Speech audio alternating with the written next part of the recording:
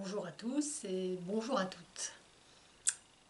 Quelques mots sur le projet de la mémoire de l'eau, puisque nous serons au CNAREP sur le pont en avril, puis très certainement en mai au bord de la mer.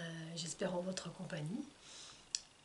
Je peux dire déjà que je n'aime pas l'eau, que je ne sais pas nager, que finalement le pire qui pourrait m'arriver serait d'aller nuitamment avec des pêcheurs et par un temps médiocre les accompagner dans leur travail nocturne. Voilà, donc je ne suis pas extrêmement à l'aise avec l'eau, mais en même temps j'entretiens avec elle, et comme beaucoup de personnes, un lien un peu ambigu, puisque je peux m'y amuser, euh, je peux avoir du plaisir dans l'eau chaude, et puis en même temps une vraie frayeur à l'idée de la noyade ou à l'idée de n'avoir pas pied.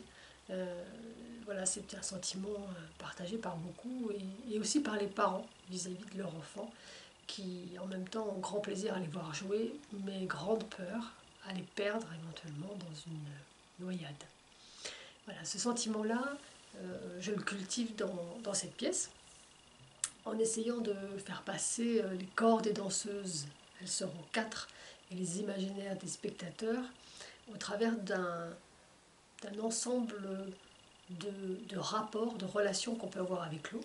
La première, je dirais que c'est une eau sensuelle, donc c'est l'eau chaude, l'eau agréable, l'eau presque érotique, celle dans laquelle on peut rester, rester se baigner pendant des heures sans frissonner.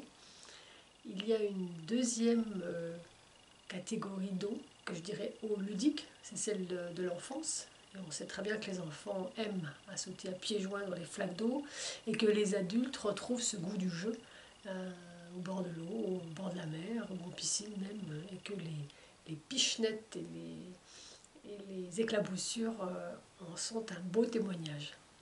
Et troisième forme d'eau, euh, que effectivement j'aime assez parce que c'est l'eau fantastique, c'est l'eau étrange, c'est celle que j'appellerais l'eau noire, qui en même temps rappelle à ces fameux naufrages ou à cette potentialité de la noyade, mais aussi au monde des abysses, qui finalement reste l'inconnu total, l'inconnu suprême sur notre terre. C'est-à-dire qu'on ne sait pas jusqu'où ils vont et de quels êtres ils peuvent être peuplés. Ces abysses-là, c'est vraiment aussi une source d'inspiration pour la danse, au même titre que cette eau douce, que cette eau joyeuse, et donc que cette eau extrêmement étrange et fantastique, peuplée d'êtres surnaturels. Ce voyage, j'espère qu'on pourra le vivre au bord de la mer à La Rochelle.